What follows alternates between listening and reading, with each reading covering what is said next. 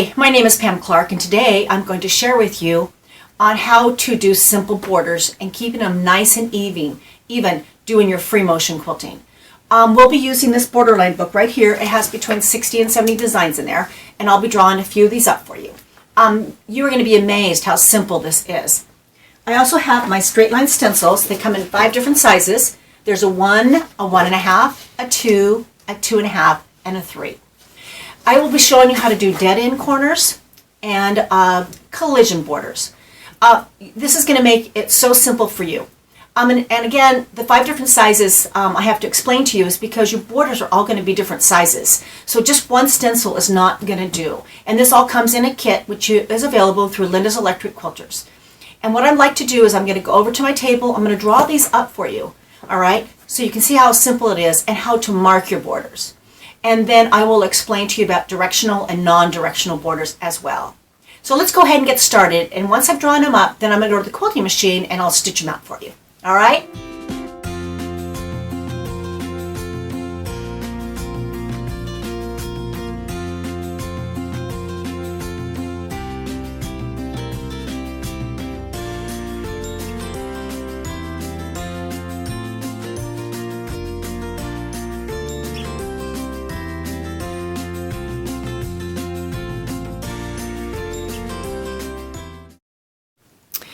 All right, let's go ahead and get started. We'll talk about the different types of borders. I also forgot to mention that I do have this straight line book here, and that has about 20 different designs in there, for especially if you're a beginner. This is a really easy book to start with. Both books are great. This was just called my straight line stencil book because it comes usually sold to the beginners, and it's very simple. They're not hard designs, where this one here is going to be a little more advanced. So I just wanted to mention that to you. All right, but let's talk about the different kind of borders there are. And I'm sorry I have a little bit of a shadow in there, so get this up a little closer. All right, this is out of my Fearless Beginning book. And the first and the easiest border to do is called the collision. All right, and that's this one right here. And what I like to do is, if it's just a feather like this, or something that I can't get the border to go around, when I first started machine quilting, it was very difficult for me. And so doing a collision, and what I mean by a collision, that doesn't mean that you just run it right on top of each other. This could be your seam right here. So you would start there, or actually on the other side here, you start and go all the way across to the end. Okay, and after you have all the rest of your quilt quilted, I then take it off and I turn it, I rotate the quilt, and I go this way with it. I do try to get them to go like around the whole quilt though. That's a very, very simple one to do. Now something like this one right here is going to be a little more difficult to do. All right, because this one, I use a pre-cut stencil.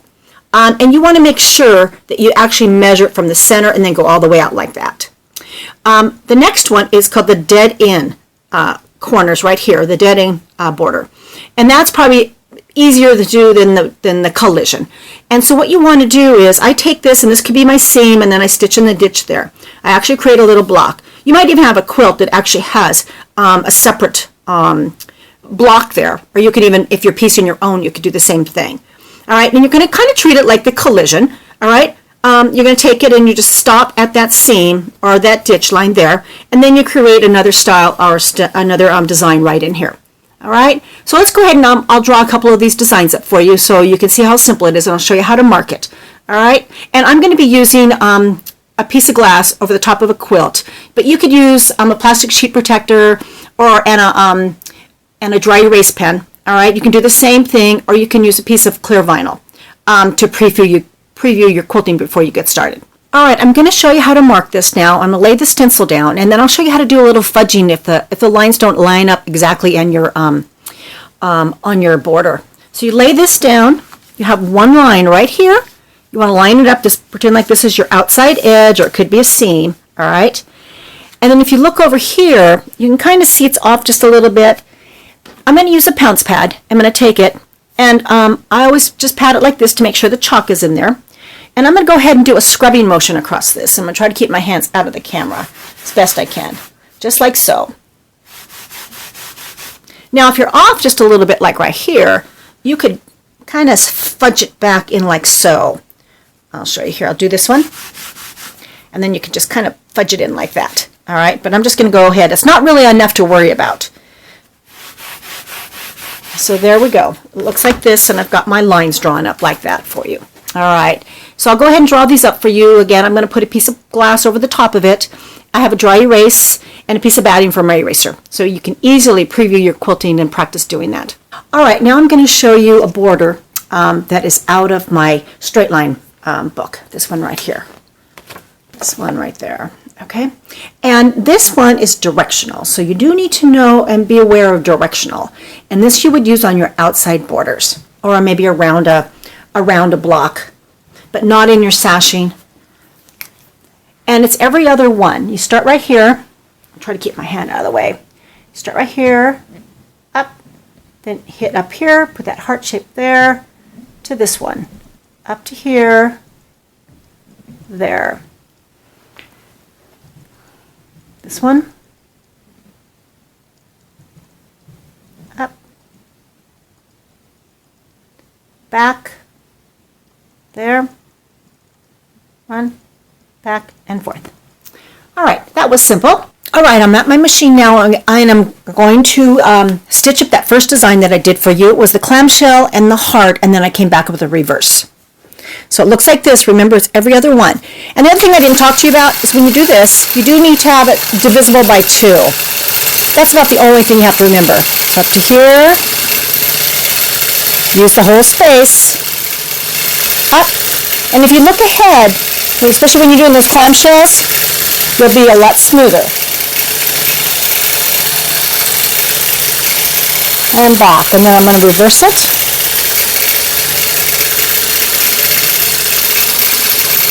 All the way, and done. All right, the next design I'm going to do for you is called Orange Pill. And this is just a fun one to do. I do it in my modern quilts. I can do it really small. Really what it is just a clamshell. And if you think about it, I marked the 1-inch lines, and this is a 2-inch space right here. So you want to go halfway. It's basically a half a circle. So you start right here, and I'll try to keep my hand out of the way, to that one, to there.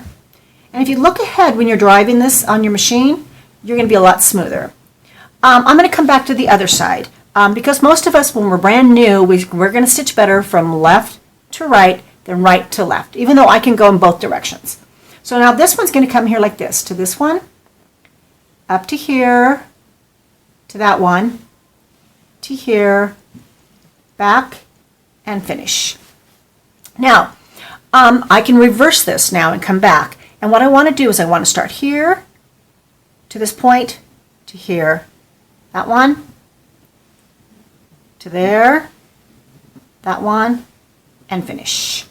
Now, what's really important is that when you do this, I want you to make sure that you hit here. Even if you're a little bit off, you want those to match to this one.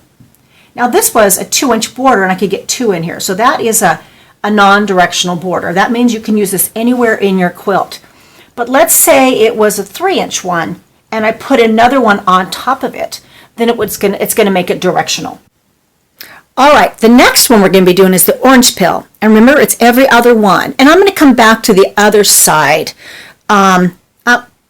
You don't have to, but if you're a new beginner, you're going to stitch so much better if you go from left to right than right to left. But after a while you've been doing this, you'll be able to go in both directions. So don't get too upset about it if you can't do it. All right, so remember, it's still the clamshell, okay? And basically, it's like this shell right here we're doing. We're going to be doing reverse. So I'm going to go every other one, and this is a 2-inch strip. So, and this is the 1-inch line. So remember, you want to go up halfway.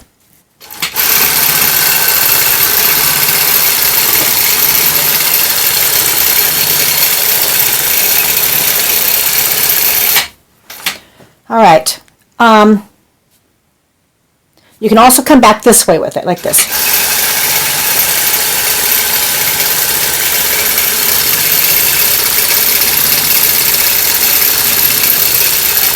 And up to here, you're going to come down to here, get it to that one.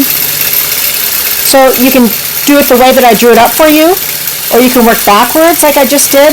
But like I said, if you're not very comfortable with it, then I would suggest that you go back to the left. And now you have orange peel. Now I want to show you something where I made a mistake right there. Remember I talked to you a little bit about, I don't know if I can zoom it in there a little bit. Right in here, I didn't connect that very well. Even if you're off just a little bit, this, you want these to line up like this. Okay, just like that. All right, I'm going to show you how to mark and do this design right here. Now when you look at this one, this is the directional one because they're not equal. If you want them to not be non-directional, then you're going to divide a line right through the middle. But I'm going to make this as a non-directional one. And this could also be, this could be two borders. All right, this could be like a red and this could be a blue. So you wouldn't have to mark anything on your borders for that. So what I did is I laid my stencil down and I chalked a line right here like so. All right. And then I'm going to put my glass over the top and I'll show you how to do this. Okay. Go like this, and I'm using swirls, but you could use hearts, you can use feathers, you can use loops, and up to this one. All right, to here, swirl. I do my outside of my swirls first, back up to this one, to here, to that one. And even though in the book it's showing swirls on top, you could change it and do something totally different. But I'm going to do the swirls because that's what's in the book. I'm going to come down like this. Come down almost touching it like that. And back to here. Back to this one. Here. Again, this could be two different borders. I've even been known to do 3, 4 up the quilt. To here. Back. To here, to this one, that one, and I'm going to quilt this one up for you. To here, back, and finish. And I didn't tell you, but in the books, in the borderline books, all right, you're going to find they're going to give you corner ideas, all right. Some of these are controlled. This one right here is the collision, all right, that I talked about earlier. Okay, this one is a controlled because it takes you all the way around. All right, and something like this border right here, again, it is directional. So you're probably going to use this on the outside of your corners or your borders. But you're going to this could be two different fabric pieces, strips, or this could be like a 6-inch border, and you take the 3-inch line stencil and you mark it through the center like that for your guide, just like I did on this one right here. All right, here's that one pattern where I marked, this was a 3-inch, and I marked the vertical and then the horizontal. But like I said, this could also be two different borders. You wouldn't have to chalk that in if you had like this could be a red and this could be a blue. So here we go. Into here, and I'm working in a pretty small space, so I have to keep my my speed down. To here, back, and remember I'm doing the swirls on the outside, back to here, and you notice how I hesitate in those points to get a nice sharp point. This one, here. There's so many things you can do with these line stencils. I'll show you something when I'm done with this that I did. I gridded it out into like squares. So to here, now this one's going to come up to here and come back.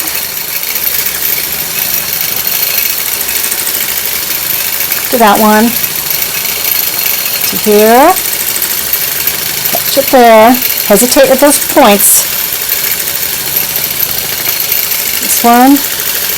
Now again, this is a directional border, all right? If you want it to be non-directional, then you would divide it equally in half. I put the 1.5-inch line stencil in there, down the center.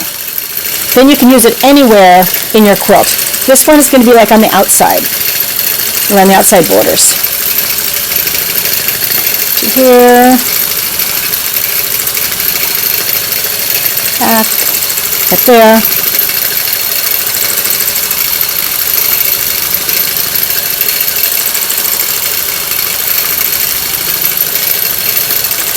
and back.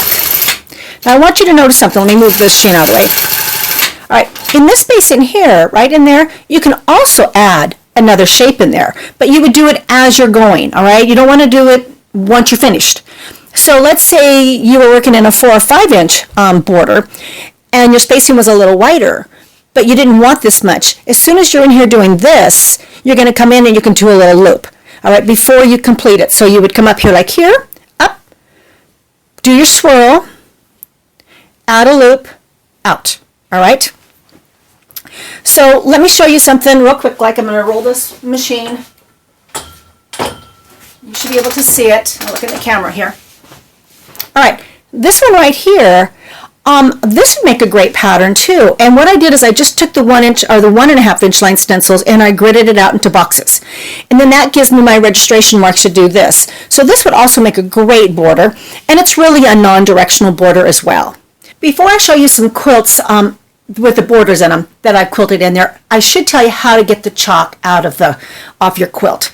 And I talk about this in all my tutorials, but this is the greatest product ever. It is called So Clean, all right? And it's an all-natural product. And what I do is I use it on a wet sponge like so. I spray it like so, and then I rub it across the quilt. And that takes my chalk off. That's all you need to do. And once it's dry, the chalk is gone. And it's all natural, so you can leave it on the quilt. It's not like if you're putting a detergent on the quilt, all right? It's a great product. It also takes out blood. It takes out grease marks. I use it on my carpets. And again, it's called So Clean. It looks like this. This is a modern quilt that I put together for some class samples and stuff. But right here you can see I did the orange peel. All kinds of different ways that you can do this, all right? And you can use those stencils on the diagonal. It doesn't just have to be straight. So all kinds of different borders that I gridded out. All right. And here's a little clamshell. Let me back it up so you can see the whole thing. All right, and I'll show you another one.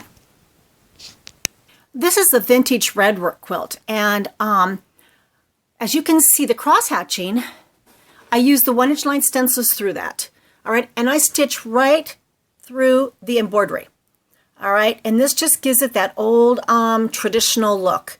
And you can see in the sashing, I just did like little loops almost. Again, those are like 1 inch lines, all right. Here's the border. So gridding that out, and all of this had that blue chalk on there. All right, this I did wash out, but I did use it with So Clean. So I just wanted to give you an idea how it looks, how easy it is. All right, this is a little doll blanket I made for one of my granddaughters.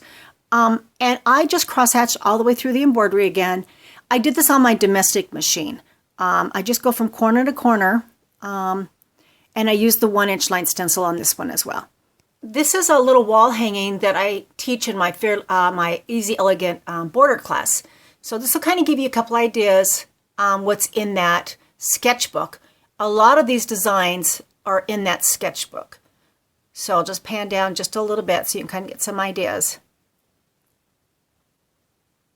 But see how nice and even they stay because you're using those registration lines to keep everything nice and even. Well, I hope you liked this tutorial. Thank you for letting me share this time with you. And keep watching. I'll be doing more in the near future. Thank you for letting me share your time.